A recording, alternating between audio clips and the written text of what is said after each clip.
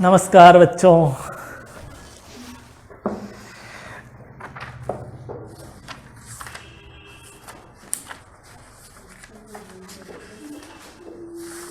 Net proceed complete हो गया था।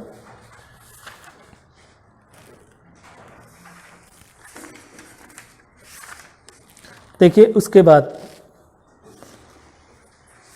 अधिमान अंश पूंजी की लागत। देखिए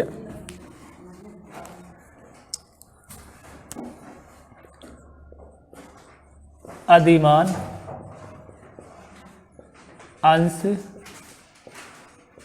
पूंजी की लागत, cost of preference share capital, cost of preference share capital, अधिमान अंश पूंजी की लागत। ठीक है, देखिए अधिमान अंश पूंजी की लागत है। ठीक है, अधिमान अंश, देखिए अंश दो प्रकार के होते हैं, एक तो समतांश और दूसरा आपका अधिमान अंश। तो अधिमान अंश है, उस पर जो लाभांश की दर है वो पूर्व निर्धारित होती है और निश्चित दर से इनको लाभांश मिलता है। कहने का मतलब इनको लाभांश प्राप्ति का पूर्वाधिकार होता है और एक इनको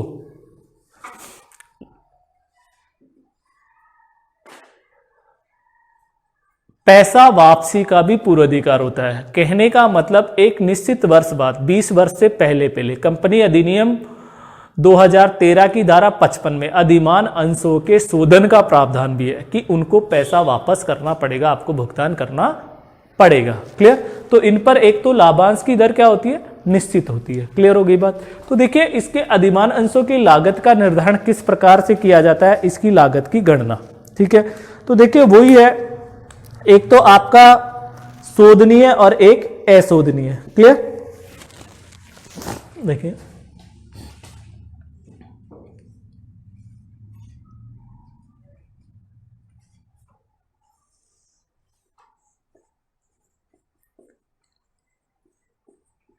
शोधनीय है, एक आपका है अशोधनीय, शोधनीय और अशोधनीय। तो देखिए शोधनीय होगा तो आपका देखिए केडी केपी, और ये हमेशा आफ्टर आता है, after tax, KP after tax equal to D plus MV minus NP बटा एन बटा MV plus NP divide by 2 into 100। NP का मतलब वही हो गया नेट प्रोसीड, एनपी। एनपी यहां पर कैपिटल ले लेना, एनपी एनपी। क्लियर? देखिए केपी आफ्टर टैक्स आएगा equal to D plus MV minus NP बटा एन और MV plus NP divide by 2 into 100। और यहां पर आपका केपी, देखिए KP after tax equal to D upon NP into 100। ठीक है, देखिए यहां पर केपी का मतलब क्या होता है, कॉस्ट ऑफ प्रेफरेंस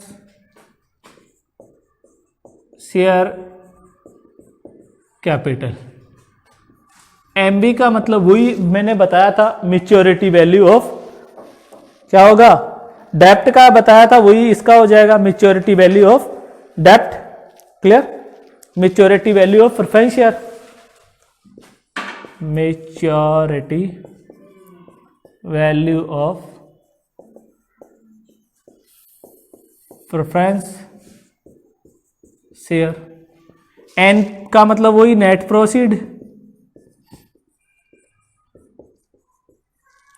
एन का मतलब number of years of maturity, है नंबर ऑफ ईयर्स,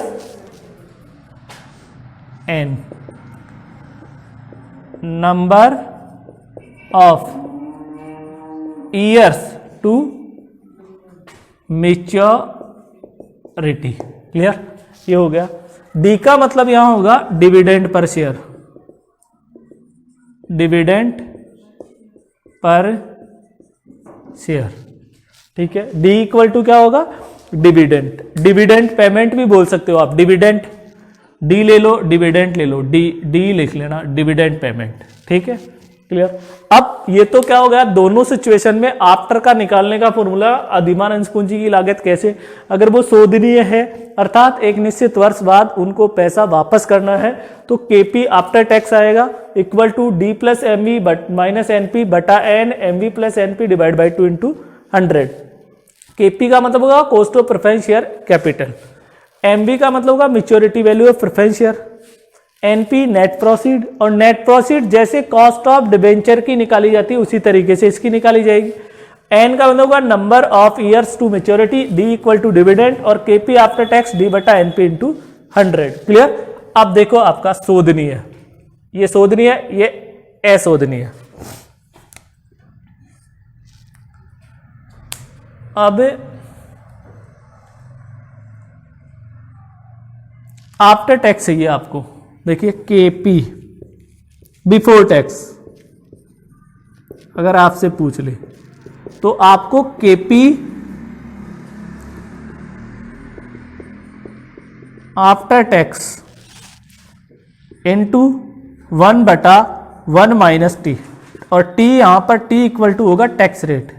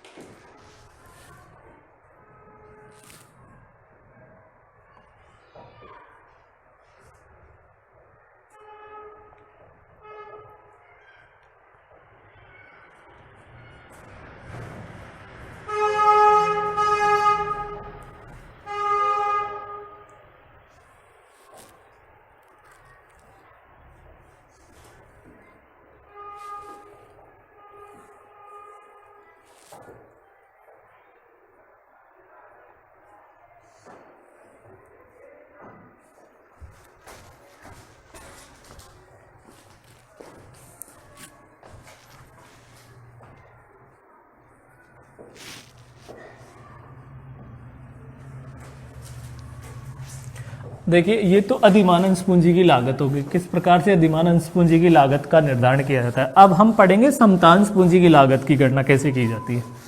समता अंश पूंजी की लागत की गणना,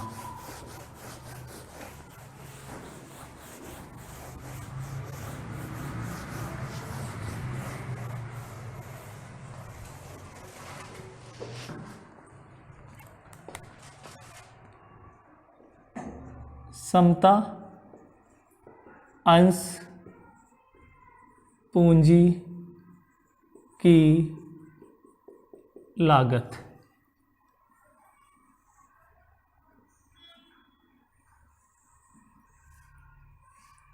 देखिए, समता अंश पूंजी की लागत निर्धारण की 3 विधियां हैं। कितनी विधि है?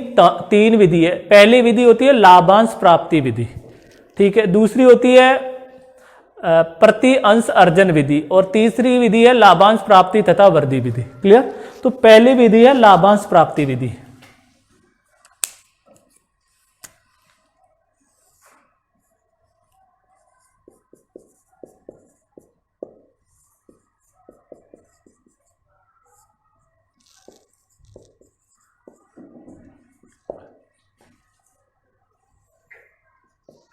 दूसरी विधि है अर्जन प्रति अंश अर्जन विधि। दूसरी विधि कौन सी है? अर्जन प्राप्ति विधि लिख सकते हो आप, अर्जन प्राप्ति विधि। और तीसरी विधि आपकी होती है लाभांश प्राप्ति तथा वृद्धि विधि। देखिए, समता अंश पूंजी की लागत, cost of equity share capital निकालने की 3 विधियां होती है। पहली विधि होती है लाभांश प्राप्ति विधि, दूसरी विधि है अर्जन प्राप्ति विधि, तीसरी विधि है लाभांश प्राप्ति तथा वृद्धि विधि। क्लियर? लाभांश प्राप्ति विधि, अर्जन प्राप्ति विधि और लाभांश प्राप्ति तथा वृद्धि विधि। क्लियर? अब इनके फॉर्मूले देखिए किस प्रकार से क्या होंगे। पहले है लाभांश प्राप्ति विधि, और लाभांश प्राप्ति विधि में देखिए आपका KE equal to DPS upon MP into 100 आपका फॉर्मूला होगा। देखिए, केई का मतलब होगा cost of equity share capital. DPS का मतलब होता है डिविडेंड पर शेयर। एमपी का मतलब होता है मार्केट प्राइस पर शेयर। अब आती है आपकी कौन सी? लाभांश प्राप्ति विधि, और इसमें देखिए KE equal to EPS upon MP into 100 आपका फॉर्मूला होगा। तो यहां पर ईपीएस का मतलब होता है earning per share,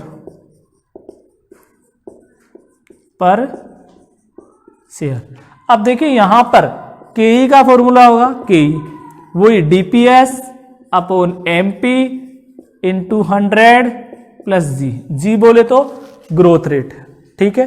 ji equal to growth rate of dividend. किसकी ग्रोथ रेट? डिविडेंड की। ग्रोथ रेट इन डिविडेंड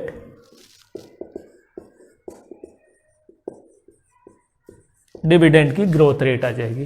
तो इस प्रकार से आपके 3 विधियों के फॉर्मूले आपके हो गए। पहली विधि आपकी हो गई कौन सी? लाभांश प्राप्ति विधि। दूसरी विधि आपकी है अर्जन प्राप्ति विधि, अर्जन प्राप्ति। तीसरी विधि है लाभांश प्राप्ति तथा वृद्धि विधि।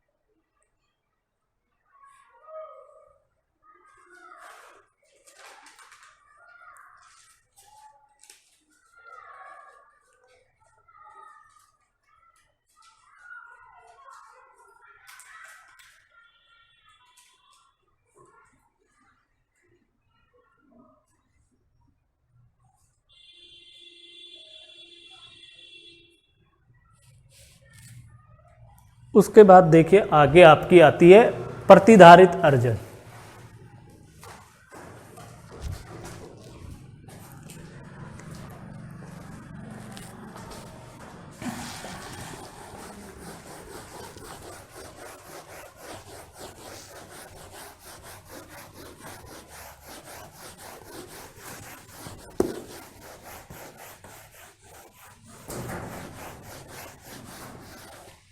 देखिए प्रतिधारित अर्जनों की लागत,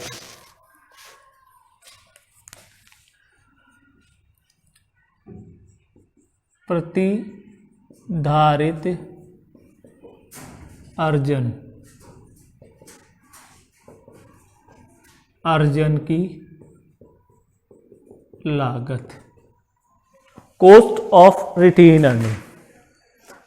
अर्जनों की ले सकते हो आप, प्रतिधारित अर्जनों की लागत। इसका फॉर्मूला होता है देखिए के आर इक्वल टू के ई 1 माइनस टी पी और 1 माइनस बी। ठीक है, देखिए के आर का मतलब होता है cost of retained earnings, cost of retained earnings, clear. और आपका retained, cost of retained earnings. देखिए टीपी का मतलब होता है personal tax rate, personal tax rate, और बी का मतलब होता है ब्रोकरेज, दलाली। प्रतिधारित अर्जनों की लागत,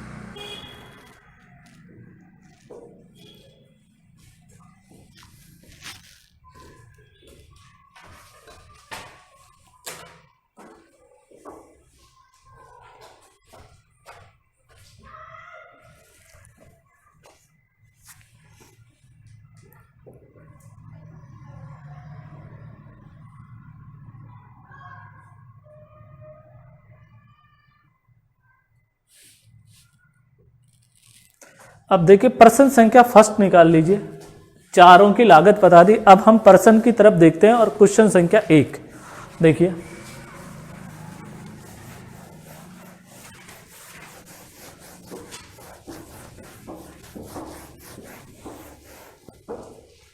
पर्सन संख्या 1 क्या कह रहा है? ये कह रहा है कि जानकी लिमिटेड ने 2 लाख रुपए के 10% रेम पर।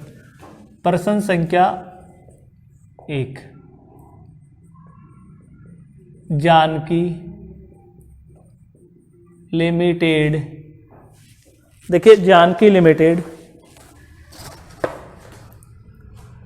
ने कितने लाख के? 2 लाख के रुपए के लिए 100 रुपए वाले के लिए 10%, 100 रुपए वाले देखिए 10% हैं और कितने रुपए के हैं? 100 रुपए वाले। 100 दिनीय ऋण पत्रों का निर्गमन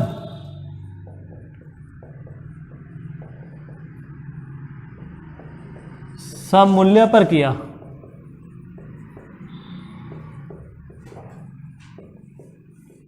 सम मूल्य पर निर्गमन किया।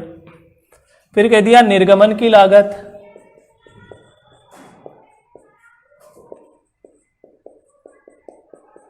निर्गमन की लागत 5,000 रुपए थी। निर्गमन की लागत कितनी थी? 5,000 रुपए थी। ऋण पत्रों का शोधन,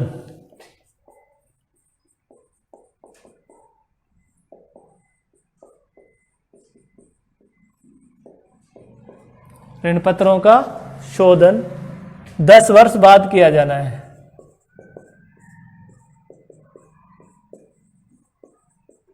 किया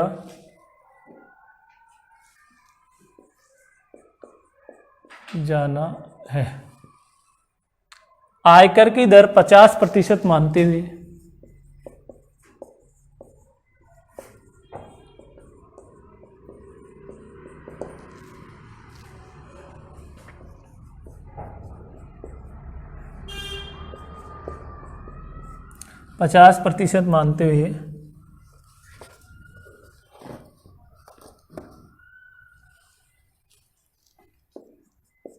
कर से पूर्व एवं कर पश्चात, देखिए कर से पूर्व और कर पश्चात ऋण पूंजी की लागत याद कीजिए। ऋण पूंजी की लागत ज्ञात कीजिए। प्रश्न संख्या 1 है। प्रश्न संख्या 1 और प्रश्न संख्या 1 आपका कह रहा है कि जानकी लिमिटेड ने 2 लाख रुपए के 10% 100 रुपए वाले शोधनीय ऋण पत्रों का निर्गमन सम मूल्य पर किया। निर्गमन की लागत कितनी थी? 5,000 थी। ऋण पत्रों का शोधन 10 वर्ष बाद किया जाना है। आयकर की दर 50% मानते हुए कर से पूर्व और कर के पश्चात ऋण पूंजी की लागत ज्ञात कीजिए। तो देखिए किस प्रकार से प्रश्न को हल करेंगे वो आप देखिए। देखिए यहां बता रहा हूं मैं आपको solution.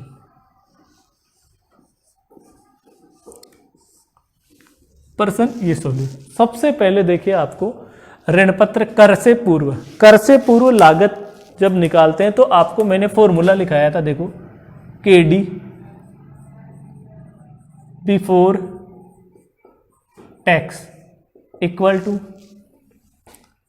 Are plus M B minus N P बटा एन बटा M B plus N P divide by 2 into 100। ये आपका बिफोर का फॉर्मूला था। और देखिए K D after tax equal to K D before tax into 1 minus T. ये आपका बिफोर का हो गया। ये तो बिफोर का और ये आपका आफ्टर का। क्लियर? अब देखो प्रश्न में यहां से देखिए जानकी लिमिटेड 2 लाख रुपए के 10% 100 रुपए वाले हैं। एक ऋण पत्र कितने का है? तो उसकी जो मेच्योरिटी वैल्यू है वो तो कितनी आ गई है आपकी? 100 रुपए आ गई। और इस 100 का 10% निकालो तो 100 का 10% आपका आर आ जाएगा कितना? 10 रुपए। 100 का कितना? 10%। ठीक। अब आ जाइए, शोधनीय है ऑलरेडी, निर्गमन सम मूल्य पर है और निर्गमन की लागत कितनी है? 5,000। तो देखो आपको मैंने एनपी लिखाया था। क्या लिखाया था? सम मूल्य माइनस निर्गमन लागत क्या करेंगे? घटा देंगे। तो सम मूल्य तो कितना है? 100 रुपए। अब निर्गमन लागत कैसे आएगी? ध्यान से देखो कितने बताइए आपको? 5,000। तो बताइए यहां 100 का 2 लाख में भाग दे दीजिए। कितने ऋण पत्र हो गए भाई? 2 लाख के ऋण पत्र है। एक कितने का है? 100 रुपए का है। तो 2 लाख में 100 का डिवाइड करेंगे तो 2,000 ऋण पत्र आ गए। तो अपने को तो एक ऋण पत्र की लागत याद करनी है। तो इस 2,000 का इसमें भाग दे दीजिए। 2,000 कैसे आया? 2,000 ऋण पत्रों की संख्या। 5,000 में 2,000 2.5। तो ये आपका कितना आ जाएगा? 97.5। अब ऋण पत्रों का शोधन कितने वर्ष बाद? एन बराबर कितना आ गया? 10। और टैक्स रेट आपको कितनी दे दी? 0.50। अब इनका मान रख दीजिए। तो देखिए आर की वैल्यू कितनी है? 10 प्लस 100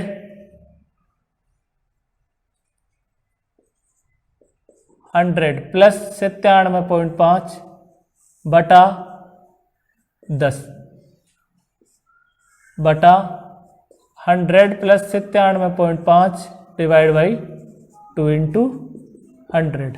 ठीक, तो देखिए ये माइनस है, तो यहाँ पर ये 10 प्लस ये कितना बचेगा 2.5 डिवाइड बाई 10 बटा 197.5 डिवाइड बाई 2 इंटू 100। क्लियर, 2.5 में 10 का भाग देंगे तो 0.25, तो ये आ जाएगा आपका 10.25 इंटू 100 और 197.5 में 2 का डिवाइड कर दो,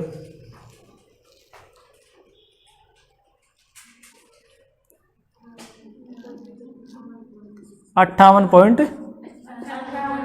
98.75। इस 10.25 में 98.75 का भाग देके 100 से मल्टीप्लाई कर दो, तो आपका ये आ जाएगा 10.38।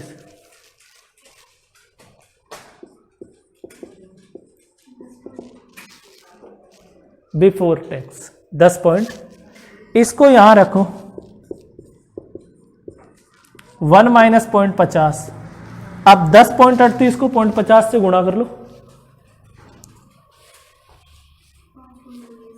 5.19%। देखिए ये आपका इसका एक और फॉर्मूला होता है, ठीक है, उस फॉर्मूले से करेंगे तो आपके एग्जैक्ट आंसर आ जाएंगे। तो उसमें क्या कैलकुलेशन थोड़ी बड़ी हो जाती है, तो आपको फटाफट, इसमें कोई दिक्कत नहीं है आपको कि ये 5.19 आ रहा है, वो भी राइट आंसर है। क्लियर, अगर आप उस फॉर्मूले से करेंगे तो एग्जैक्ट 5.32 आपका जो आंसर बुक में दे रखा है वो आ जाएगा। और ये भी आपका सही है, बुक में ये फॉर्मूला भी दे रखा है आपका, ये भी आंसर करेक्ट है एकदम। क्लियर,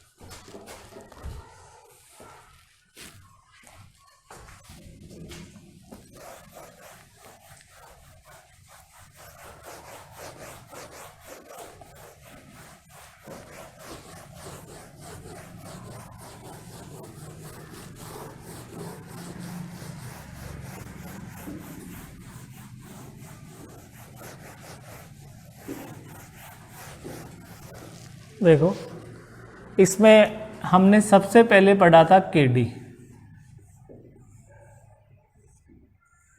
फिर आपका एक KP, फिर आपका KE, फिर आपका KR।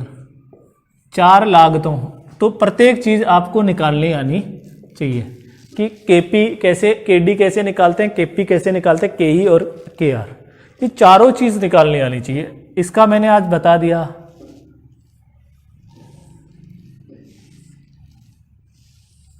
ये चारों चीज निकालने के बाद हम पढ़ेंगे आपका KW। अगर आपको ये चारों चीज अच्छे से निकालने आ गई तो आपको KW आ जाएगा। KW को बोलते हैं weighted average cost of capital, weighted average भारित पूंजी की औसत लागत, weighted average cost of capital. तो कहने का मतलब है आपको KD, KP, KE, KR, KW ये अच्छे से आने चाहिए। ये जो है आपका KW, weighted average cost of capital, KW पूरा नाम है इसका, weighted average cost of capital. ये मैंने बता दिया, इसका फॉर्मूला भी आपको नहीं कराया, KD करवा दिया बिफोर भी और आफ्टर भी। KP आफ्टर निकलता है और बिफोर भी निकाल सकते हैं। KE और KR ये आफ्टर ही होते हैं। क्लियर हो गई बात। इसके 3 विधियों के तहत 3 फॉर्मूले हैं। क्लियर। अगर DPS दे रखा है डिविडेंड पर शेयर तो वो वाला निकाल देंगे, फर्स्ट वाला। अगर EPS परसेंट में दे रखा है अर्निंग पर शेयर तो सेकंड वाले से निकाल देंगे। अगर परसेंट में ग्रोथ रेट दे रखी है तो इसका मतलब आपका थर्ड वाला लगेगा, थर्ड वाला फॉर्मूला। क्लियर। वो DPS बटा MP × 100 plus G growth rate. Clear. तो आज की क्लास यहीं पे विराम है। आगे की जो नेक्स्ट क्लास होगी उसमें जो भी आपका सेकंड क्वेश्चन है वो हल करेंगे, सेकंड, थर्ड, फोर्थ जो भी है। और इस चैप्टर से एग्जाम में क्वेश्चन आता है, अच्छे से कर लेना।